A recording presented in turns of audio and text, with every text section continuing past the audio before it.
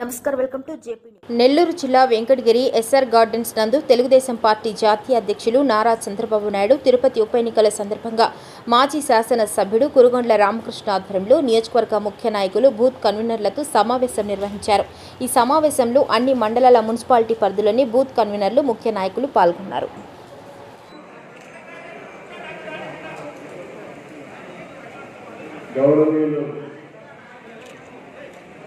నియోజకవర్గ ఇన్ఛార్జ్ రామకృష్ణ గారు, పార్టీ అభ్యర్థులుగా వచ్చినటువంటి సత్యప్రసాద్ గారు, అదే మరి వేదిక పైన పెద్దలందరూ, అంతేకాకుండా ఈరోజు మీరు ఉత్సాహం చూస్తున్నా నిన్న రాపూర్లో మీటింగ్ ఎంత బ్రహ్మాండంగా జరిగిందో ఈరోజు మీరంతా అటెండెన్స్ చూస్తే ఈ హాల్ అంతా కిక్కిరిసిపోయి కార్యకర్తల్లో ఎంత ఉత్సాహం అంటే బ్రహ్మాండంగా ఉత్సాహం। అలాంటి నాకు ప్రాణ సమానమైన తెలుగుదేశం పార్టీ కుటుంబ సభ్యులందరికీ పేరు పేరున పూర్తి నమస్కారాలు, అభినందనలు, శుభాభినందనలు। నేను ఎక్కువ టైం ఈరోజు మాట్లాడకుండా తక్కువ టైం నేను తీసుకుని ఆ తర్వాత క్లస్టర్ ఇన్ఛార్జెస్ ఒకసారి రిపోర్ట్ చేస్తారు, బయట నుంచి వచ్చారు, లోపలగా ఉన్నారు, వాళ్ళు రిపోర్ట్ చేస్తారు। ఆ రిపోర్ట్ అయిన తర్వాత మనం అందరూ కూడా నేను అందరికీ ఈరోజు మిమ్మల్ని వరుసగా అందరూ ఫోటో తీసుకునే అవకాశం ఇవ్వాలని కాబట్టి ఇది ఒక నూతనంగా మళ్ళా మనం కలవచ్చు, కానీ మాస్క్ పెట్టుకొని ఫోటోలు తీసుకోవడం కూడా ఒక నూతనంగా ఎందుకంటే రోజు రోజు కొన్ని వికెట్లు డబల్ అయిపోతున్నాయి। మళ్ళా మాంగారి మన వికెట్ డబల్ అయితే ఎలక్షన్ లో కూడా నేను కొన్ని ప్రాబ్లం వస్తుంది, కొంతమంది మీరు చూస్తున్నారు, మన వాళ్ళు కూడా ఇబ్బంది పడ్డారు। కానీ ఒక ప్రత్యేకమైన అభిమానంతో మనం ఏదైతే ఒక కార్యక్రమం తీసుకుంటే ఎట్టి పరిస్థితిలో జయప్రదం చేయాలని, ఎండలు లెక్క పెట్టుకోకుండా, కరోనా లెక్క పెట్టుకోకుండా మళ్ళీ ప్రజాస్వామ్యాన్ని కాపాడుకోవడానికి ప్రజాస్వామ్య వీరులందరూ కూడా పనిచేస్తున్నారు। మీ అందరికీ శిరస్సు వంటి మనస్ఫూర్తిగా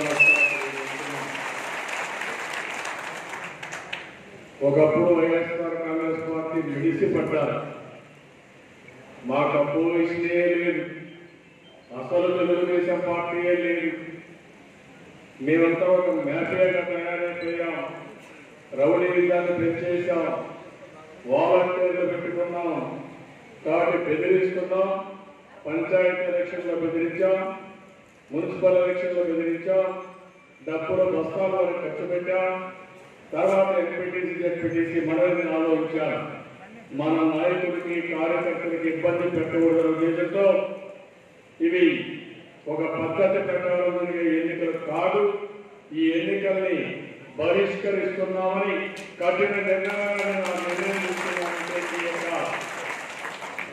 అభివృద్ధిని ఆకాంక్షించే నిర్ణయం తీసుకున్నాను। 40 ఏళ్ల పూర్వం ఎప్పుడు నేను నిర్ణయాలు చేయలేదు, కఠిన నిర్ణయం ఫస్ట్ టైం। 40 ఏళ్లుగా ఏ రాజకీయ పార్టీ నేను చూడలేదు, ఏ ముఖ్యమంత్రిని చూడలేదు, ఏ పార్టీ అధ్యక్షుడు చూడలేదు।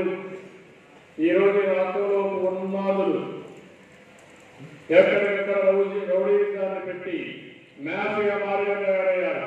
నేను ఉంటే చెప్తున్నా, ప్రాణాలు కూడా లెక్క పెట్టుకోకుండా పోరాడే కార్యకర్తలకు హామీ ఇస్తున్నా, ప్రజలకు హామీ ఇస్తున్నా, ఇది ఎక్కడ కూడా సాధ్యం కాదు, ఇది జరగదు, జరగనీయం।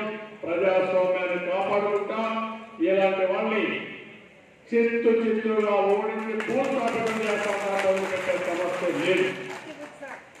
ఈరోజు నేను వచ్చినప్పుడు చూస్తే 2 ఏళ్లుగా మన వాళ్ళందరూ చాలా అవసరపడ్డాం, భయపడ్డారు, మన కార్యకర్తలు కూడా భయప్రాంతులు చేశారు, భయపడినటువంటి భయప్రాంతులు చేశారు। ఒకడు మాట్లాడతాడు, లాస్ట్ టైం కంటే ఇంకా మెజార్టీ పెరగాలంట, 5 లక్షల మెజార్టీ రావాలంట, జగన్మోహన్ రెడ్డి కానుక ఇవ్వాలంట। నేను అడుగుతున్నది ఏమి పీకారని చెప్పి మీకు 5 లక్షల మెజార్టీ ఓటు రావాలి, రాష్ట్రాన్ని భ్రష్టు పట్టించారు, సర్వనాశనం చేశారు, విధ్వంసానికి పాటుపడ్డారు। రాష్ట్ర ఆర్థిక వ్యవస్థ 2 సంవత్సరాలని చిన్నాభిన్నం అయిపోయింది.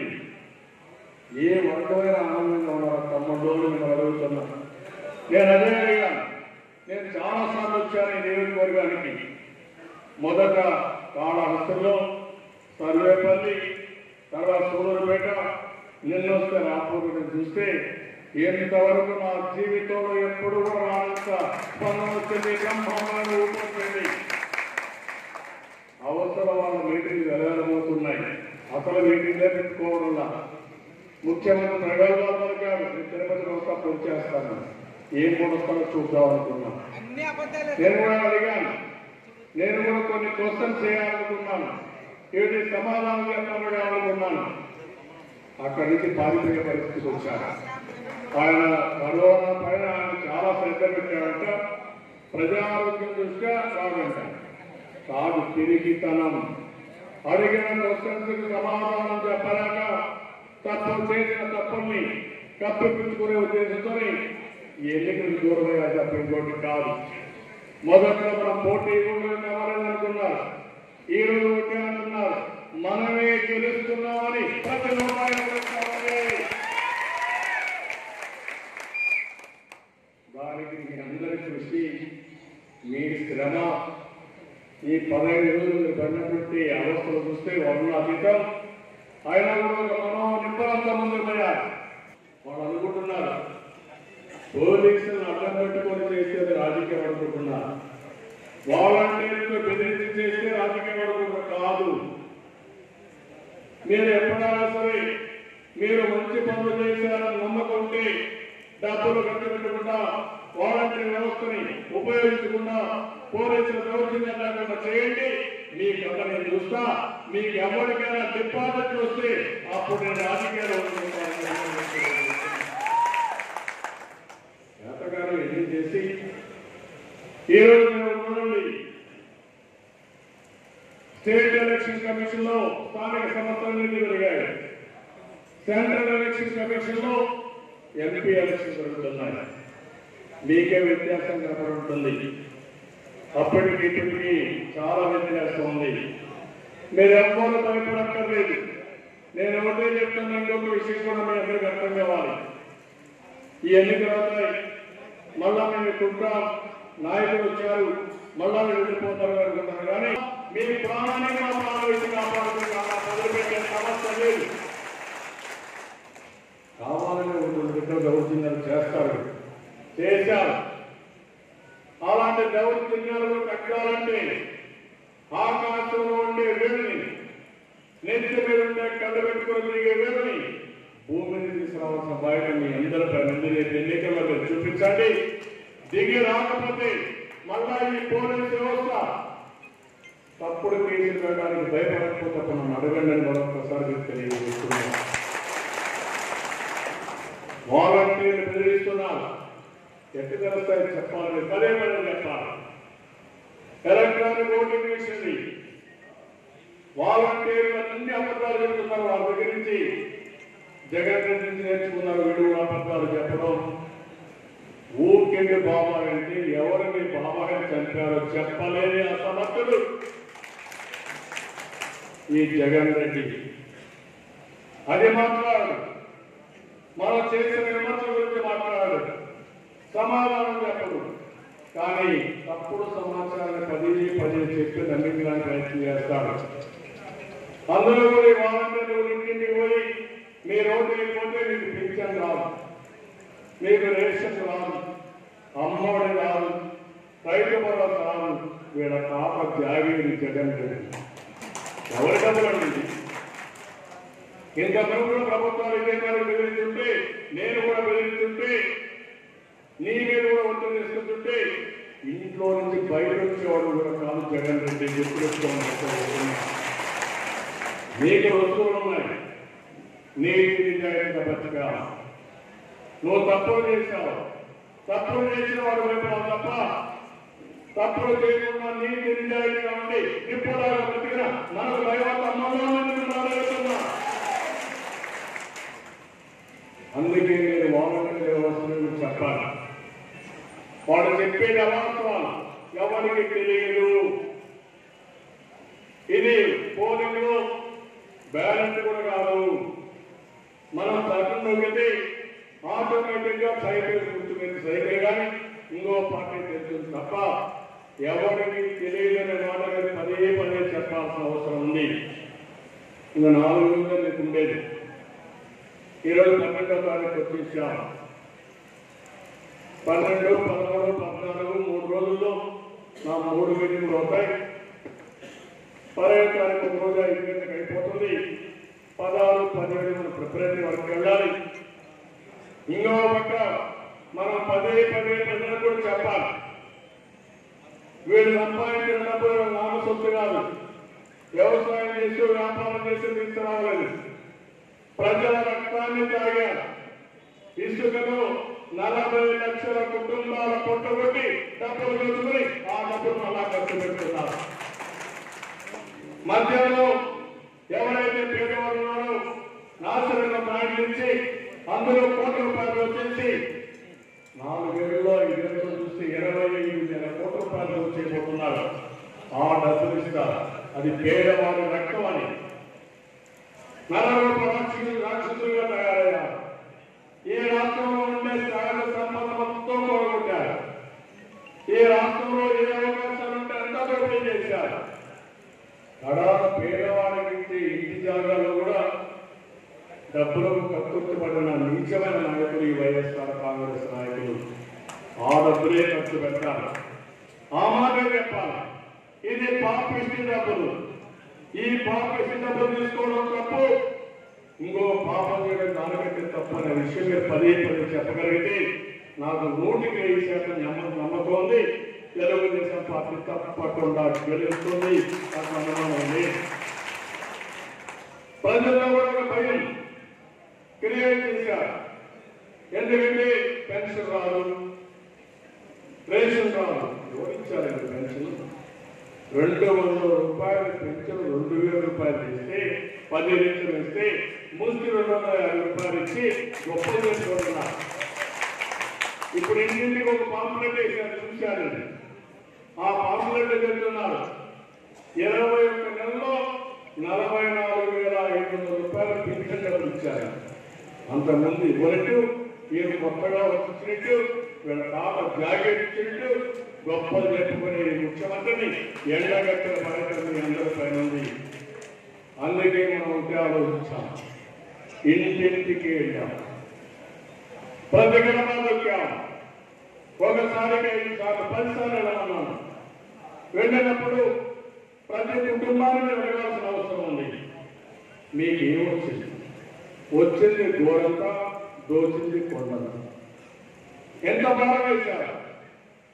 ఒక ఇసుకలోనే కాదు, ఒక లిక్కర్లోనే కాదు, ధరలు పెరిగిపోవడం, కరెంటు ఛార్జీలు, లేకపోతే ఆర్టీసీ రేట్లు, రిజిస్ట్రేషన్ ఛార్జీలు, ఇంటి పన్ను, ప్రొఫెషనల్ ట్యాక్స్, వెంకటగిరి గ్రామంలో టాయిలెట్లు కూడా లెట్రిన్స్ కూడా పనిచేసి ఎన్నిసార్లు పోతే అంత భారం వేసే పరిస్థితికి వచ్చారంటే ఏమన్నా ఫుట్పాత్లు పైన వేస్తారు, స్ట్రీట్ లైట్స్ పైన వేస్తారు.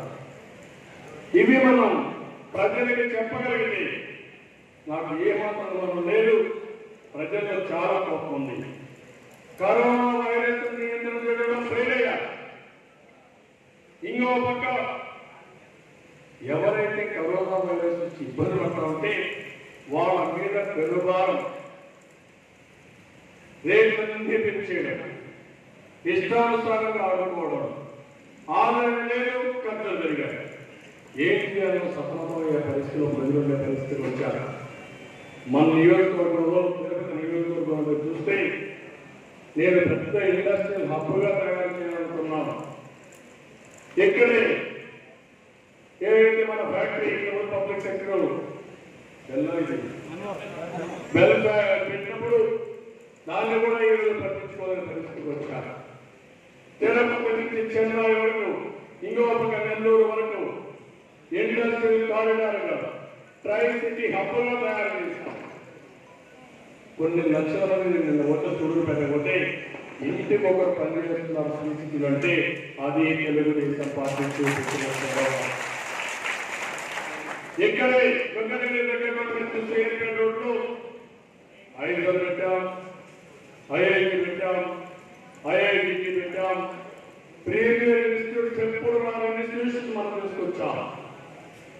మన పిల్లలు ఎవరైనా వెంకటగిరి నుంచి చదువుకోవాలంటే ఐఐటికి ఇంట్లో నుంచి పోయి చదువుకునే పరిస్థితి తీసుకొచ్చామంటే అది తెలుగుదేశం పార్టీ చూపించిన ఎక్కడో చెన్నైలో, బెంగళూరు, ఢిల్లీ పోయే పరిస్థితి ఇప్పుడు మన తిరుపతి పోయే పరిస్థితి తీసుకొచ్చాం. ఇవన్నీ కూడా నేను మిమ్మల్ని ఒకే కోరుతున్నాను. ఇవన్నీ కూడా మనకు తెలుసు. తిరుపతిని హక్కుగా తయారు చేసి హార్డ్వేర్ పార్కు పెట్టి ఎలక్ట్రానిక్స్ హక్కుగా తయారు చేసి ఈ ప్రాంతంలో ఉద్యోగాలు ఇవ్వాలని ముందుకు పోయాము. అవి కూడా పోయే పరిస్థితికి వచ్చాయి. ఇవి ఒక పక్క మన పిల్లల భవిష్యత్తు అంధకారమైంది, ఇంకో పక్క ప్రజలు ప్రతి ఒక్కరిని ఎవరు తీసుకున్న కష్టాలు ఉన్నాయి. ఇవన్నీ మీరు చెప్పాల్సిన అవసరం ఉంది. ఇంకా కరెక్ట్ గా సాగుడే పోలిక అయిపోతుంది. మీరంతా పోరాటంలో ఉండే వీళ్ళు. నేను ఒకటే చెప్తున్నా, నాకు ఎప్పుడు కూడా నమ్మకం తెలుగుదేశం పార్టీ కార్యకర్తల పైన. తెలుగుదేశం పార్టీని కాపాడింది, ఇప్పుడు కాపాడబోయింది. గ్రామ స్థాయిలో మిమ్మల్ని ఎన్ని ఇబ్బందులు పెట్టారని చూశారు. కడాన నరేగా పనులు చేస్తే ఆ నరేగా పనులకు బిల్లులు ఇవ్వకుండా మిమ్మల్ని ఆర్థికంగా ఇబ్బంది పెట్టిన ఈ ప్రభుత్వం కోర్టు చెప్పినా లేకుండా రేపు మళ్ళా పట్టుకొస్తా ఉంది. తప్పకుండా నరేగా డబ్బులు ఇచ్చే వరకు నేను నిద్రపోకుండా పనిచేసి ఇప్పిస్తానని మరొక సమాన్ని ఇస్తున్నాను. ఇవన్నీ ఉన్నా కూడా ఒకటే నేను కోరేది, సాటర్డే వరకు రాత్రి 3 పనిచేయాలి. తర్వాత ఇది అయిన తర్వాత నేను రాబోయే కౌంటింగ్ అయిన తర్వాత ఏ బూత్లో ఎన్ని ఓట్లు వచ్చాయో చూస్తా. ఇప్పుడు ఆర్గనైజేషన్ సెట్ చేశాను. ఒక్కొక్క క్లస్టర్లో 5-6 యూనిట్ కూడా తయారు చేసుకున్నాం. 7 క్లస్టర్లో లోకలైజేషన్ పెట్టారు. ఇప్పుడే పేరు లేదా, అందుకే నేను పేరు క్లస్టర్ గారు మాట్లాడతాను. వాళ్ళకి 5-6 యూనిట్, ఒక ఆయన పెట్టడం, ఒక ఆయన లోకల్ పెట్టాను. దాని కింద మీరు చూస్తే ఒక్కొక్క యూనిట్ కింద క్యాంపెయిన్ పూర్తివారుగా చేసి నేను చాలా ముందు మనం చాలా ప్రయోగాలు చేశాం. ఒకప్పుడు మన నాయకుడు ఎన్టీ రామారావు గారు అలాంటి ప్రయోగాలు చాలా చేశాం. ప్రజలతో అనునిత్యం అనుసంధానమైన ఏకైక పార్టీ తెలుగుదేశం పార్టీ. ఆ కార్యక్రమం నిర్వహించింది తెలుగుదేశం పార్టీ కుటుంబ సభ్యులు తప్పనిసరి కాదు. ఇప్పుడు నాయకులు ఉన్నవారు ప్రజలతో అనుసంధానం కావాలి, ప్రజల్లోకి వెళ్ళాలి, వాళ్ళ కష్ట నష్టాలు తెలుసుకోవాలి, ఏదైనా ఉంటే వాళ్ళకి సహకరించాలి, వాళ్ళకి భరోసా ఇవ్వాలి. అందుకని ఈ కార్యక్రమం చేశాను. ఇప్పుడు నేను చూస్తున్నాను, చెప్పబోతున్నాను. 4 నియోజకవర్గాలు ఇప్పటికే నేను రివ్యూ చేశాను, 3 నియోజకవర్గాలు రివ్యూ చేశాను. రివ్యూ చేస్తే కొంతమంది 2 సార్లు వేయాలి, కొంతమంది 5 సార్లు వేయాలి. కొన్ని ఇబ్బందులు కూడా ఉన్నాయి. ఇవన్నీ ఇబ్బందులు వచ్చినప్పుడు ఎందుకంటే 5 గంటలకి క్యాంపెయిన్ అయిపోవాలి.